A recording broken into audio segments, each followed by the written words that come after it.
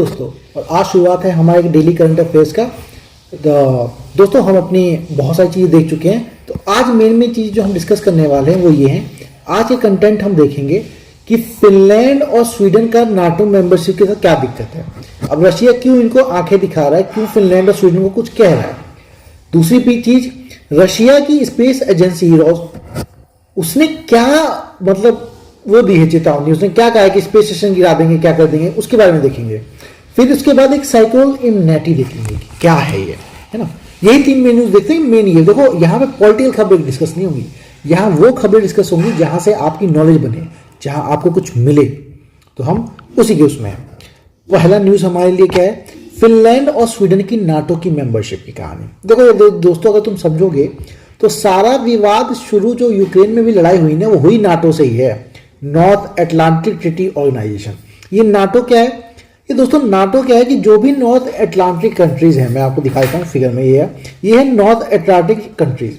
तो इन सब ने एक ग्रुप बना के रखा हुआ है, और ये ग्रुप कहता क्या है, ये ग्रुप ये कहता है कि भाई किसी भी एक देश पे अगर किसी दूसरे देश ने लड़ाई की, अटैक किया, इसका मतलब ये कि हम सब पे कर लिया, तो सबके सब मिलकर जवाब देंगे, है ना। मान लो कि एक देश ने, मतलब सब ये नाटो के मेंबर है, सारे नाटो के मेंबर है, किसी बाहर के मुल्क ने इन पे अटैक किया, तो ये सब बोलेंगे मेरे पे अटैक हो गया, मारो इसको। तो ये होती है पूरी एक साथ मिलके। अब दिक्कत क्या है दिक्कत ये है कि फिनलैंड और स्वीडन ने भी अप्लाई करके रखा है नाटो की मेंबरशिप के लिए। अब रशिया ने साफ साफ कहा है कि देखो भैया, जो यूक्रेन का हाल हुआ ना, वो तुम्हारा भी हो सकता है। सीधे देखो, ये रहा स्वीडन आपका और ये रहा फिनलैंड आपका, और इधर रहा दोस्तों रशिया, ही हम, है ना, ये रशिया। तो फिनलैंड और रशिया बिल्कुल बॉर्डर पे हो गए एक्चुअली। तो रशिया ने साफ साफ वार्निंग दी है कि अगर तुम नाटो के मेंबरशिप चाह रहे हो तो भाई फिर सीरियस मिलिट्री कॉन्सिक्वेंसेस होंगे, फिर सोच लेना, यूक्रेन जैसा कुछ भी होगा। लेकिन फिनलैंड और स्वीडन ने बिल्कुल नकार दिया इनको कि भाई तू अपना जो कह रहा करता रहे, हम तो भाई मेंबरशिप लेके रहेंगे, ठीक है। एक्चुअली रशिया की दिक्कत क्या है, रशिया बार बार कह रहा है कि मुझे यूनाइटेड स्टेट, है ना, और जो उसके एलाइज है, एलाइज मतलब आपके इंग्लैंड, फ्रांस, ये सारे के सारे, वो क्यों फिनलैंड, स्वीडन इन सबको लेके आ रहे हैं, ठीक है। तो अगर ये यूएसए, उसके सारे एलाइज है ना, उसके सारे साथी जबरदस्ती फिनलैंड और स्वीडन को नाटो मिलाएंगे, तो देखो फिर इसका फिर गड़बड़ दिक्कत होगी, फिर तो रिटेलिएटली मतलब बदला लेने वाला काम होगा। अब आ जाती है बात कि रशिया चाहता क्या है भाई, यूक्रेन पे कर रखा है, इस पे करके रखा हुआ। देखिए, कहानी की शुरुआत होती है आपकी, ये शुरुआत होती है आपकी मेनली, मतलब उससे पहले की थी, लेकिन 2014 से। 2014 में 2014 में क्या होता है, रशिया और वेस्ट के बीच में खूब सारी मतलब परेशानियां आ जाती हैं। वेस्ट मतलब क्या है आपका दोस्तों, वेस्टर्न कंट्रीज, यूरोप मान लो आप एक तरफ से। देखो ये दिख रहा है फिगर, ये आपका जो है ये नाटो के मेंबर है, और ये आपका इधर कनाडा, आइसलैंड और आपका यूएस आ जाता है। इनकी सबकी लीला की गई है सारी। तो क्या किया था कि व्लादिमीर पुतिन ने 2014 में क्रीमिया क्या है दोस्तों, यूक्रेन का छोटा सा ये हिस्सा है, ये देखो क्रीमिया, मैं कलर बदल देता हूँ, ज़्यादा बेटर दिखेगा। हाँ, ये देखो, ये है क्रीमिया। तो इसको किया था उन्होंने एनेक्स करके अपने में इन्होंने मिला लिया। तो तब से ही भाई रशिया को G8 से बाहर निकाल दिया, ये काफ़ी स्टेप्स ले लिए, फिर रशिया पे खूब सारे सैंक्शन लगा दिए। इस तरह की चीज़ें चल रही थी यूएस और आपके नाटो द्वारा। अब क्या, जब इसने रशिया ने आपका, है ना, जब रशिया ने आपका यूक्रेन को एनेक्स कर लिया, यानी क्रीमिया को 2014 में अपना बना लिया, तब से ही नाटो वाले देश क्या कर रहे हैं, वो सबके सब जहां जहां पे रशिया अटैक कर सकता है, जैसे मतलब रशिया के पास के देश, ये सारे आपके पास के देश, है ना, ये सारे के सारे देश जहां पे ये अटैक कर सकता है ना, जहां पे ये अटैक एग्रेशन उनसे डर सकता है, उन सबके पास रिटेलिएटरी फोर्सेस भेजा है, उन सबको पावर दे रहा है कि भाई मतलब वो करो। और वहां पे अपना क्या है कि सैनिक दस्ता भी तैयार किया जा रहा है। अब दिसंबर में क्या है कि जो अभी आपका दिसंबर 2021 बीता, उसमें मॉस्को मतलब आपकी रशिया ने साफ साफ कह दिया था कि भाई देखो मेरी दो डिमांड है ना। एक तो क्या है, एक ट्रिटी होनी चाहिए यूएस के साथ जो ये डिसाइड करेगी कि यूएस फालतू में हमारे इधर के जो देशों के हस्तक्षेप नहीं करेगा, और दूसरा एक एग्रीमेंट नाटो के साथ वो चाहता था। ठीक है, एक्चुअली नाटो के साथ ये एग्रीमेंट चाहता क्या था, रशिया ये कह रहा था, रशिया चाहता था कि भाई मुझे हमें गारंटी मिलनी चाहिए कि नाटो जो है ये जो ईस्ट की तरफ अपने सबके सब बनाया जा रहा है वो नहीं बनाएगा। ठीक है, ये जो देखो ईस्ट की तरफ ना, ये इधर रशिया आपका और ये इधर बढ़ते चले जा रहे हैं। अभी मैं आपको दिखाऊंगा कि कब कौन सा बना। तो जो ये नाटो पहले कुछ देशों का संलग्न हुआ करता था वो बढ़े जा रहा रशिया की तरफ, ये काम बिल्कुल बंद होना चाहिए। और दूसरी बात, वो सारे देश जो आपके यूएसएसआर मतलब पुराने सोवियत रिपब्लिक के पार्ट थे, मतलब रशिया के साथ हुआ करते थे, उसके अंदर तो आपको जो मिलिट्री आपने बना के रखी हुई है सेंट्रल यूरोपियन रीजन, उनको वापस लो। ठीक है, आप जितने यूएसएसआर के देश थे उनको तो मेंबरशिप दोगे नहीं, ये गारंटी चाहता है। अब देखो रशिया का ये जो लड़ाई है ये कहां से शुरू हुई। ठीक है, ये देखो मैं दोस्तों आपको दिखा रहा हूं कि जितने भी रशियन लीडर थे ना वो सबके सब उनको नाटो से दिक्कत है, क्योंकि वो ये समझते हैं कि नाटो जो है ना ये बना ही हमारे खिलाफ है। और एक तरह से आप अगर इतिहास को पढ़ोगे तो आपको लगेगा भी कि जो NATO North Atlantic Treaty Organization वो बना था यूएसएसआर के खिलाफ ही, कि यूएसएसआर किसी एक को भी अटैक किया तो अकेले तो कुचले जाएंगे, तो सब मिलकर अटैक कर देंगे। ठीक है, अब क्या हुआ था, जब पहले वार्साव पैक्ट जो बना था जिसे सोवियत यूनियन थे, और सोवियत यूनियन के मतलब 13 देश मिलकर अपने बने हुए थे, और उससे पहले सोवियत रिपब्लिक जो थे 1990s में, पहले चेक रिपब्लिक को इन्होंने नाटो को दिया, फिर हंगरी को दिया, फिर पोलैंड को दिया, फिर 2000 से लेकर 2010 का जो समय बीता दोस्तों है ना, उसमें बल्गेरिया, ये देखो बल्गेरिया है ना, ये बल्गेरिया को इन्होंने दे दिया बिल्कुल रशिया के पास। फिर आपका इस्टोनिया को दे दिया, लाटविया को दे दिया, लुथेनिया को दे दिया। ये सब के सब दोस्तों पहले यूएसएसआर के पार्ट थे, है ना, रशिया के साथ हुआ करते थे। आपको पता हो वर्ल्ड वार में एक तरफ यूएसएसआर था, एक तरफ बाकी देश हुआ करते थे। ठीक है, अब क्या हुआ कि अब सबको देखो अपना पार्टनर में लिखा भी है 2000 में कौन कौन है। 2000 में देखो इन सबको अपना अपना इन्होंने पार्टनर बना लिया, बिल्कुल रशिया के बॉर्डर पहुंच गए। इधर है आपका रशिया, ठीक है, ये बेलारूस है, और ये आपका इधर ये रहा, ये पूरा रशिया है, ये आपका बेलारूस है जो अभी यूएस के साथ दे रहा है, सॉरी रशिया का साथ दे रहा है, और ये आपका यूक्रेन है, और ये आपका क्रीमिया है जिसको उन्होंने ले लिया था। अब क्या हुआ 2000 के बाद मतलब 2010 के बाद कोशिश ये की जा रही है कि जॉर्जिया और यूक्रेन को भी, पता नहीं फ्यूचर में कभी, मतलब ये रहा यूक्रेन, और इसको भी आप नाटो में मिला लो, और सारी दिक्कतों की शुरुआत ही यहीं से हुई है। ठीक है, अब रशिया की डिमांडिंग क्या है, नाटो और आपकी यूनाइटेड स्टेट्स से मैंने थोड़ा बता ही दिया। ये क्या चाहते हैं कि भाई 2 एग्रीमेंट होने चाहिए, और जो क्लियरली मेंशन करे कि जो यूनाइटेड स्टेट और नाटो कुछ काम नहीं करेंगे। क्या, एक तो नाटो क्या है ना पूरब की तरफ नहीं आएगा, अपने आप को बढ़ाता, मतलब इस देश को मिलाया जा रहा है, इस देश को मिलाया, मतलब रशिया के पास नहीं आएगा। ठीक है, और दूसरा क्या है कि यूनाइटेड स्टेट्स को ना, जो भी आपका यूएसए है, उसको बैन कर देगा कि किसी को भी कोऑपरेटिंग मिलिट्री, जो भी फॉर्मर स्टेट्स हैं जो पहले सोवियत यूनियन के पार्ट थे, उनको तो तुम मिलिट्री बेस नहीं बनाओगे वहां पे, और मिलिट्री में कोऑपरेट नहीं करोगे।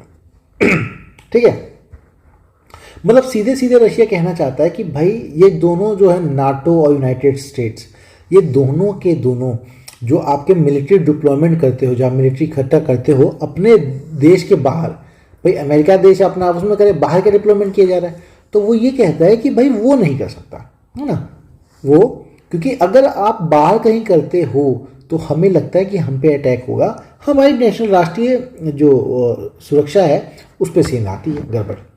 अच्छा, एक इंटरेस्टिंग फैक्ट दोस्तों मैं आपको बता दूं, जो फिनलैंड है ना जिसको रोकना चाहता है, क्यों रोकना चाहता है, फिनलैंड की 1340 किलोमीटर लंबी जो बॉर्डर है वो रशिया के साथ है। इनफैक्ट रशिया का कोई यूरोपियन यूनियन का मेंबर जो है जिसके साथ सबसे लंबी बॉर्डर है वो आपका फिनलैंड ही है।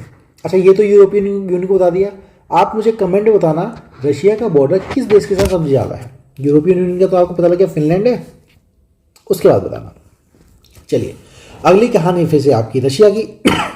रशिया ने क्या कहा है, रशिया ने कि आपके स्पेस एजेंसी ने बिल्कुल धमकी दी है कि भाई इंटरनेशनल स्पेस स्टेशन जो है ना आकाश में, गिरा देंगे। एक तो आपकी जानकारी के लिए दे दूं, ये है कहाँ, देखो ये आपका अर्थ से 400 किलोमीटर ऊपर स्पेस में ये घूमता है, ठीक है, और इसकी स्पीड भी बहुत अच्छी खासी होती है दोस्तों, ठीक है, अच्छी खासी स्पीड से घूमता है। अब देखो इस न्यूज़ को लिया क्यों मैंने, क्योंकि देखो जब से ये लड़ाई आपकी चल रही है, रशियन स्पेस एजेंसी ने क्या किया है, आपको रशिया को ये कहा है कि अगर मतलब हमको परेशान किया गया तो हम क्या है कि जो यूएस के जो मतलब अगर हमें सैंक्शन लगाते जा रहा है तो जो स्पेस स्टेशन है हमारा हवा में, इसी को गिरा देंगे ज़मीन पे। इनफैक्ट एक बार तो ये भी कहा था कि सोचो ज़रा क्या हो कि स्पेस स्टेशन पूरा इंडिया पे मतलब गिर गया तो है, कहीं भी गिर सकता है। अब समझने की बात है, ये स्पेस स्टेशन जो गिराने की बात कर रहा है, क्या गिरा सकता है क्या?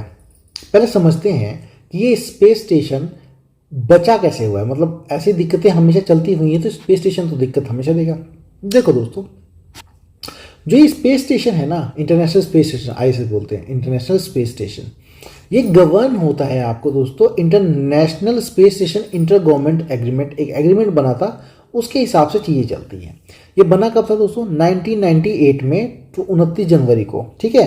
15 मुल्क, 15 देश आपके, उनके 15 गवर्नमेंट ने मिलके इस स्पेस स्टेशन प्रोजेक्ट में इन्वॉल्व थे। अभी आपको 15 देश बता दूंगा, लेकिन मेनली आपके 5 ही होते हैं जिस पे कंट्रोल करते हैं, ठीक है। उन्होंने क्या किया था, उन्होंने ये कहा था कि देखो भाई सारे मिलके एक कोऑपरेटिव फ्रेमवर्क बनाएंगे, सब मिलके काम करेंगे ताकि चीज़ों को हम समझ पाएंगे, जिससे क्या होगा, आपका डिज़ाइन होगा, जेन्युइन पार्टनरशिप मिलेगी, डेवलपमेंट मिलेगी, ऑपरेशन होगा और यूटिलाइजेशन होगा आपका inhabited civil space station for peaceful purpose. मतलब ऐसा नहीं है पे तुम मिसाइल रख लो यहाँ पर मिसाइल ठोको, ना बाबा ना, ऐसा काम नहीं करना। काम क्या करना है भाई, बिल्कुल पीसफुल कामों के लिए आप यहाँ पे रखोगे और ये सिविल स्पेस होगा। सिविल स्पेस मतलब दोस्तों लोग साइंटिस्ट आएंगे, प्रैक्टिकल करेंगे, ये नहीं है मिलिट्री के जनरल आके बैठे हुए यहाँ पे देख रहे हैं किसका नक्शा क्या है, आओ फूटते हैं, ठीक है, इस तरह की कहानी नहीं होगी। क्लियर? तो अब देखते हैं कि ये इंटरनेशनल स्पेस स्टेशन जो है ना भैया, ये है किसका, ये समझते हैं। देखो दोस्तों, समझने की बात ये है कि इंटर गवर्नमेंट एग्रीमेंट जो इन्होंने किया था, उन्होंने ये कहा था कि जैसे आपका देश के अंदर आपका ही कानून चलता है, वैसे ही इंटरनेशनल स्पेस स्टेशन भी एक बटा पड़ा है। कुछ भाग रशिया का है, कुछ भाग किसी कनाडा का है आपका, है ना, कुछ भाग आपके यूरोपियन पार्टनर के है, कुछ जापान का है, इस तरह से चीज़ें बटी हुई हैं। अब बटी उसमें ये है कि जो भी आदमी, जैसे मान लो रशिया ने लेबोरेटरी सेटअप की है यहाँ पे, तो उस लेबोरेटरी पे पूरा का पूरा हक रशिया का है, वो जैसे मर्जी वैसे कानून वहाँ पे चला सकता है, दूसरा उसमें हस्तक्षेप नहीं करेगा। दूसरा, हर पार्टनर जो है ना, हर जितने भी पार्टनर हैं, मतलब स्पेस स्टेशन में भले ही पार्टनर हैं, वो एक दूसरे के जुरिडिक्शन की रिस्पेक्ट करेंगे, ठीक है। इनफैक्ट क्या है, मान लो कि रशिया का आपका एस्ट्रोनॉट ये गया तो इसको रशिया हैंडल करेगी, यूएस वाला हैंडल नहीं करेगा, भाई तू यहाँ पे है तो ये देख। तो हर देश अपने एस्ट्रोनॉट को, जो भी उस राष्ट्र से बिलोंग करता है, इस तरह से चलाता है ना। तो इसका मतलब क्या होता है, देखो इसका मतलब ये कहानी है कि ये जो स्पेस इंटरनेशनल स्पेस स्टेशन है ना, इसके ओनर मेनली हैं कौन कौन, एक तो यूनाइटेड स्टेट्स हमारा, एक रशिया, एक आपका यूरोपियन पार्टनर है यूरोपियन यूनियन का, एक जापान और एक कनाडा। और वो सब के सब लीगली रिस्पॉन्सिबल हैं जो भी चीज़ें वो प्रोवाइड कर रहे हैं। मतलब ऐसा नहीं कि लेबोरेटरी प्रोवाइड कर रहे हैं, कोई इंस्ट्रूमेंट प्रोवाइड कर रहे हैं, जिसका इंस्ट्रूमेंट जिसने लगाया तो वो उसका है, उसके हिसाब से काम करेगा। अच्छा, अगर कुछ गड़बड़ हो जाती है तो जिम्मेदारी किसकी है? मतलब मान लो कि एक कनाडा देश है, उसने आपका यहाँ पे कुछ सेटअप किया, अब इस सेटअप करने के कारण दूसरे का इंस्ट्रूमेंट खराब हो गया, है ना, रशिया का इंस्ट्रूमेंट खराब हो गया, तो जिम्मेदारी किसकी बनेगी भैया? ऐसा तो हवा में लड़ाई कर लेंगे ये, है ना। अब ये पृथ्वी पे लड़ाई कर सकते हैं तो भाई आकाश से 400 किलोमीटर ऊपर क्यों नहीं लड़ाई कर लेंगे? तो इसी पे लाइबिलिटी सेट हुई कि भाई किस पे जिम्मेदारी ये लाई जाएगी कि किसकी लाइबिलिटी है ये काम होने की। तो इसके लिए क्या है, देखो आपका एक लाइबिलिटी कन्वेंशन है 1972 को, और भी बहुत सारे इंटरनेशनल स्पेस ट्रीटी है आपकी, और भी बहुत सारे हैं जिससे डिफाइन होता है कि क्या है। इसमें क्या है, इस एग्रीमेंट में सीधे सीधे कहा गया है कि आपका क्रॉस वेवर ऑफ लाइबिलिटी होगा। लाइबिलिटी क्रॉस वेवर का मतलब क्या है? मतलब मान लो दोस्तों किसी एक से गलती हो गई तो दूसरा देश नहीं उससे कहेगा कि भाई इसके कारण गलती हो चलो लड़ाई करें, मतलब ठीक है आपका सीधे सीधे कहा गया कि कोई भी कॉन्ट्रैक्टर हो, तुम्हारा सब कॉन्ट्रैक्टर हो, यूज़र हो, कस्टमर हो, कुछ भी हो, वो दूसरे पार्टनर पे क्लेम नहीं कर सकता कि डैमेज हुआ उसके कारण। ठीक है, इससे क्या है ना, क्लियरिटी रहेगी। मतलब तुम मेरे पे थोपो, मैं तुम पे थोपूंगा, इस तरह से चीज़ें नहीं चलेंगी, स्पेस में तो नहीं चलेंगी। ऐसे करके रखा हुआ है। ठीक है और जितने पार्टनर हैं आपके सारे के सारे, जिन जिन लोगों ने मिलकर इंटरनेशनल स्पेस से बनाया है, साफ उसमें कहिए कि इस ऑब्लिगेशन को इम्प्लीमेंट करना ही पड़ेगा। कि ये नहीं कि तुमने गड़बड़ किया तो तुम लायबल हो, नहीं, यहाँ लाइबिलिटी की बात ही नहीं है, सबको वेवर है। वेवर मतलब आपको लायबल नहीं होना है ना ये नहीं करना। जैसे क्या होता है कि यहाँ पे किसी ने किसी को गोली मार दी, तो गोली मारी तो ये हुआ ना भाई, इसने गोली मारी है तो इसको सज़ा मिलनी चाहिए, लेकिन यहाँ पे ऐसा कुछ नहीं। देखो, गोली मारने वाला एग्जाम्पल हाँ गलत है यहाँ पर, लेकिन एक मान लो एक इंस्ट्रूमेंट के कारण दूसरा गलत नुकसान हो गया है ना, या किसी का एक एस्ट्रोनॉट बाहर गया, उसने कुछ गलती से कर दिया और टूट गया वो, तो ऐसा नहीं कि बाकी सारे देश उस देश की लंका लगा देंगे, है ना, वाट लगा कर देंगे। सॉरी, लंका लगाना is not a proper word, वाट लगा देंगे। अब देखते हैं यार, ये इंटरनेशनल स्पेस स्टेशन पे बात हो रहे हैं, क्या इकलौता ये नौटंकी बैठा हुआ है जिसके कारण लड़ाई हो रही है? बिल्कुल सही बात है दोस्तों। आज तक का इकलौता स्पेस स्टेशन, मतलब ओनली स्पेस स्टेशन जो अभी ऑर्बिट में घूम रहा है, वो आपका इंटरनेशनल स्पेस स्टेशन ही है। और इसमें किस किस का मैंने बताया, याद रखना इस चीज़ को, United state, Russia, Europe, Japan और कनाडा, ये 5 जनों ने मिलकर इस पर वो करते हैं। ठीक है, इनफैक्ट आपका एक तरह से देखोगे ना तो रशिया के पास आधा कंट्रोल है और आधा यूनाइटेड स्टेट्स और बाकी इन सबको मिला के, इस तरह की चीज़ें। ऐसा नहीं, चाइना ने भी कोशिश की है, चाइना ने 2 अटेम्प्ट मारे हैं आपके टियांगोंग 1 और टियांगोंग 2 को भेजने के लिए, लेकिन वो ट्रायल स्टेशन है, अभी उस पर लोग रहते नहीं हैं, है ना, अभी उस पर एक्सपेरिमेंट होते हैं। अब सिग्निफिकेंस क्या है, ये इंटरनेशनल स्पेस स्टेशन की ऐसी क्या बड़ी बात हो गई कि सब इसकी बात कर रहे हैं? देखो यार, ऐसा है ना, इंटरनेशनल स्पेस स्टेशन बहुत ज़रूरी चीज़ है, एक एसेंशियल है। क्यों? हम लोग इस पर मीनिंगफुल एक्सपेरिमेंट करते हैं, ज़रूरी एक्सपेरिमेंट करते हैं देखने के लिए कि स्पेस में कैसे फ़र्क पड़ता चीज़ें होती हैं। स्पेशली बायोलॉजिकल एक्सपेरिमेंट्स होते हैं कि कैसे वैक्यूम में या स्पेस में कोई बायोलॉजिकल एक्सपेरिमेंट, मतलब कोई जैसे मेडिसिन है या फिर कोई एल्गी है, कैसे रिएक्ट करते हैं, कैसे प्रोवाइड करते हैं। ठीक है, दूसरा क्या बात है, ये एक प्लेटफॉर्म प्रोवाइड करता है आपका साइंटिफिक स्टडीज़ के लिए, क्योंकि भाई इंटरनेशनल स्पेस जैसे एक होटल जैसा, मान लो होटल जैसा प्योर नहीं है, एग्जाम्पल के लिए बता रहा हूँ आपको। मान लीजिए आप यहाँ गए तो बहुत लंबे समय के लिए यहाँ पे रह सकते हो, चीज़ों को कर सकते हो। ठीक है, मतलब किसी स्पेस व्हीकल को इस्तेमाल करोगे तो उतने लंबे समय के लिए नहीं होगा, वो घूमता रहेगा, यहाँ पे काफ़ी लंबे समय तक रहा जा सकता है। ठीक है, इसलिए क्या होता है, हर क्रू मेंबर जो भी वहाँ पे गया है वो कम से कम या तो हफ्ते या महीनों रहता है। ठीक है, बस कुछ कुछ ही होते हैं, बहुत रेयर होते हैं कि कोई 1 साल से ज़्यादा रहे, क्योंकि उसकी बॉडी पे इफेक्ट भी पड़ता है, फिर चीज़ों को लेके उन सबको ध्यान में रखते हुए चीज़ें की जाती हैं है ना। तो अब क्या होता है कि स्पेस स्टेशन इस्तेमाल क्यों किए जाते हैं? लॉन्ग टर्म, लंबे समय तक स्पेस फ्लाइट ह्यूमन बॉडी पे इफेक्ट क्या पड़ेगा, बहुत लंबे समय से वो हुआ तो ह्यूमन की बॉडी पे कैसे इम्पैक्ट पड़ेगा, कैसे चीज़ें होंगी। हो गया, चलो आज का आखिरी टॉपिक, ये साइक्लोन इम्नाती, इसको पढ़ लो यार, बड़ा खबरों में है। ये आया कहाँ है? आया है, देखो, साइक्लोन इम्नाती याद रखना, मेडागास्कर में। मेडागास्कर कहाँ है? अरे तो एक मूवी है है ना, I like to move it, ऐसा कुछ नहीं है दोस्तों। मेडागास्कर आपका एक देश है, ये है अफ्रीका के पास। ठीक है, ये है अफ्रीका के पास, और यहाँ देखो कितना बेकार तूफान है। अफ्रीका अगर तुम देखोगे, अगर मतलब मैं यहाँ मैप में दिख नहीं पाया, ऐसा अफ्रीका होता है आपका, तो मेडागास्कर यहाँ पे है, मेडागास्कर। ठीक है, तो मेडागास्कर के तूफान आया है इम्नाती, लेकिन दिक्कत क्या है, देखो ये इम्नाती जो है ना, ये 5वां एक्सट्रीम वेदर इवेंट है जो इस साल हुआ है यहाँ पर। और दूसरी बात क्या है, 4था ट्रॉपिकल स्टॉर्म है, मतलब ये तूफान है जो जिसने मेडागास्कर पे आके आपका लैंडफॉल किया है 1 महीने के अंदर। सोच रहे हो इसकी हालत, 1 महीने में 4 तूफान, इतने बड़े बड़े, हालत ही ख़राब हो जाएगी। ठीक है, अब ये 4 तूफान मतलब कौन कौन से हैं, देखो तो ट्रॉपिकल स्टॉर्म एक ऐना है ना, ऐना करके था तूफान, वो आया था। फिर आपका बदसराई, ये तूफान आया था। फिर दुमाको, तो इस तरह के था। और उसके बाद ये आपका इम्नाती। अच्छा, आप लोगों को जानना होगा कि ये नामकरण करता कौन, तो आप लोग मुझे पता करके बताना ये नामकरण करता कौन है। लेकिन उसके बाद पहले इस चैनल को लाइक करो, सब्सक्राइब करो, शेयर करो यार, डेली करंट अफेयर्स देते हैं हम, है ना। और आप सभी को हमारी तरफ से ऑल द बेस्ट। ऐसे ही फॉलो करते रहो, चीज़ें आपके पास बिल्कुल पहुँचती रहेंगी नोट्स के फॉर्म में। आप लोग कहेंगे तो जो ये मैं पढ़ाता हूँ, नोट्स बनाता हूँ, मैं इसकी भी लिंक आपको दे दूंगा डिस्क्रिप्शन में, ताकि आपको नोट्स बनाने में दिक्कत ना हो। तब तक के लिए बाय बाय, कल सुबह फिर मुलाकात होगी। All the best, take care of yourself, bye bye.